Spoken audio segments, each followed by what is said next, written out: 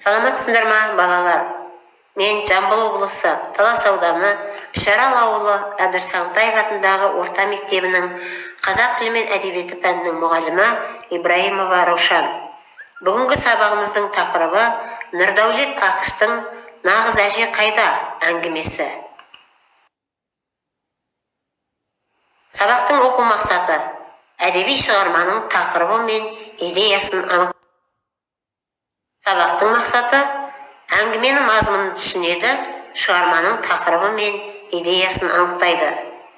Тақырып бойынша диалогқа түседі, әдеби шығарманың идеясын өз көзқарасы негізінде жеткізе алады. Шығарманың негізгі идеясын өмірмен байланыстыра біледі. Үш топқа бөлінеміз: сағыныш, арман, уәде. Үй тапсырмасын қорытындылау мақсатында төмендегі тест әдісі бойынша сұрақтарға жауап береміз. Ер төстік ертегісін кім айтып берді? Әкесі, анасы, тәрбиеші, әжесі. Әжей ертегі айтты ма? Айтты, айтпады, балалар сұрамады, уақыты болмады. Тәрбиеші бақшада қандай ертегі айтты? Құйыршық, қызыл телпек, ер төстік, түлкі мен тазы. Аяқ қонақтан үйге қандай күйде келе жатты? Көңілді, жайдары, шаршаңқы, көңілсіз. Балалар қиялындағы әже қандай еді?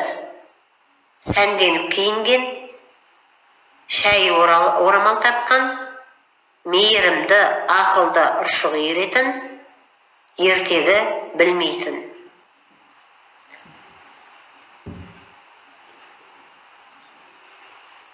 Өткен сабақта «Нағыз әже қайда» әңгімесінің сюжеті мен фабуласына тоқталсақ, бүгінгі сабағымыздың мақсаты осы әңгіменің тақырыбы мен идеясын анықтау болмақ. Оқу мақсатына негізделген тапсырмаларды орындайық. Бірінші тапсырма: берілген суреттерден әңгімеге сай келетін тақырыпты анықтаңыз.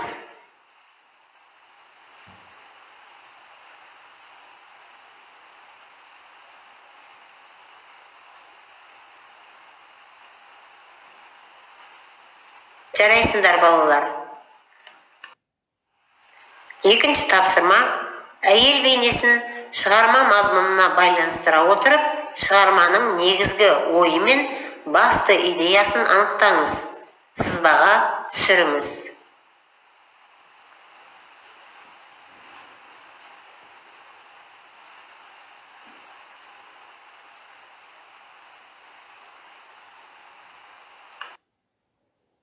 Балалар, үшінші тапсырма: анықталған сөздерді сызбаға түсіреміз. Тақырып: жазушы суреттеп отырған өмір құбылысы болса, идея жазушының сол өзі суреттеп отырған өмір құбылысы туралы айтқысы келген ойы, сол өмір құбылысына берген бағасы. Дескрипторы: берілген сурет нұсқаларының ішінен әңгімеге сай келетін тақырыпты белгілейді. Әйел бейнесін шығарма мазмұнымен байланыстыра отырып, шығарманың негізгі ойы мен басты идеясын анықтайды. Анықталған сөздерді сызбаға түсіреді.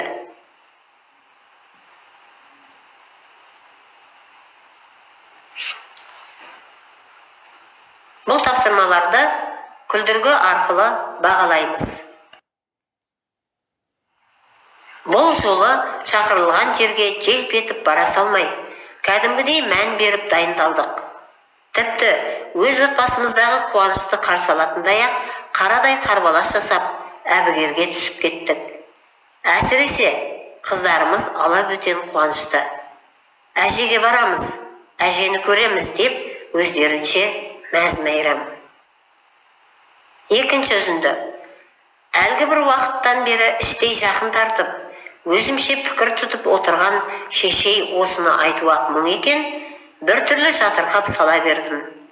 Әлденеден бойым тітіркенгендей ішіме салқындығы үйірілді. Үшінші үзінді: әже, Онда бізге ертегі айтып берші, деді сөздің ретін бағып отырған Ая сабырлы қалпын сақтаған күйі. Осы кезде жолдастың жұбайының сыңқылдаған өктеміні тағы естілді. Әй, мына азаматтың қыздары мүлде басынайын деді ғой. Біздің бабушка сендерге немене ойыншық па еді сонша? Төртінші үзінді. Біреуден ұрыс естіген адамдай болып тымырайып үнсіз тұрған Ая екеуміз.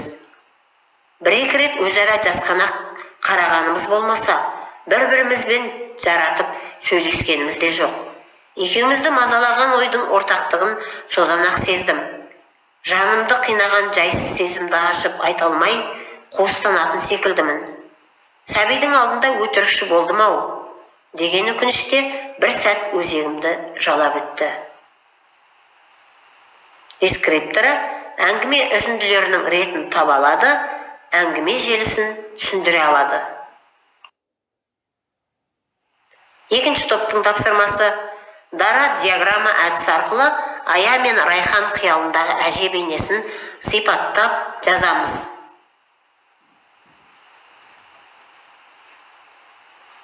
Сырт келбеті, киім кию мәнері, мінезі, іс-әрекеті. Үшінші топтың тапсырмасы: қандай мәселе көтерілді? Шығармадан үзінді келтіре отырып, қандай үлгі өнеге беретінін жазамыз. Кестеге толтырамыз. Дескрипторы әңгімедегі негізгі мәселені анықтайды, шығармадан үзінді келтіреді.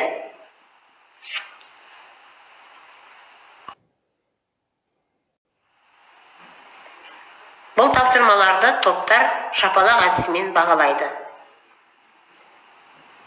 Келесі тапсырма топтық жұмыс. Кейіпкерлер көрінісі болжамдарын айтады.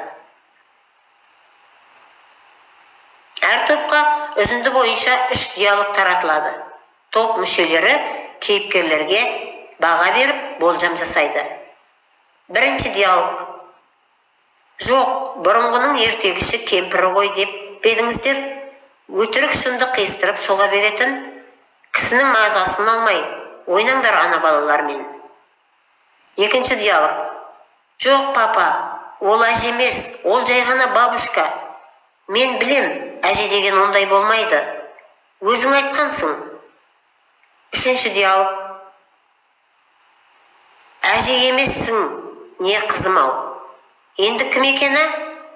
Қой, олай деме, ят болады.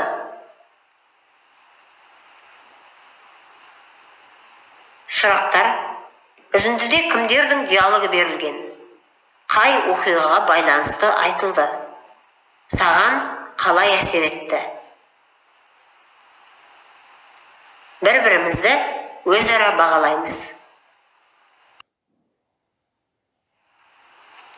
Топпен жұмыс. Бірінші топ тапсырмасы.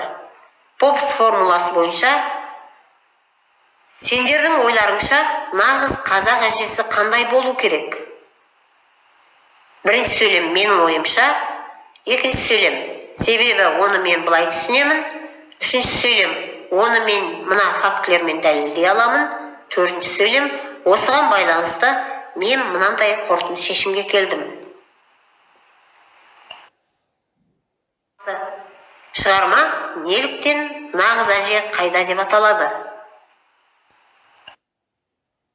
Топтың тапсырмасы: шығарманың идеясын анықтаңыз. Попс формуласы бойынша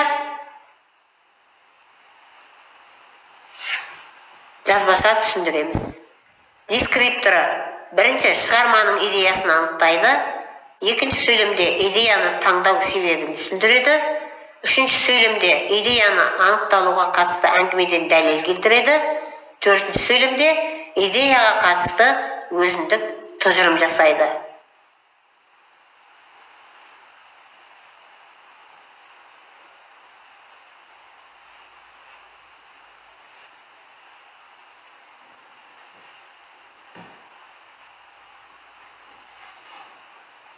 Тапсырма күлдіргі арқылы бағаланады. Жарайсыңдар балалар. Бүгінгі сабақтан Сабақта түсінген түсінбегенімізді таңдау әдісі арқылы таңдаймыз. Түсіндім, әлі де түсінуім керек, түсінбедім.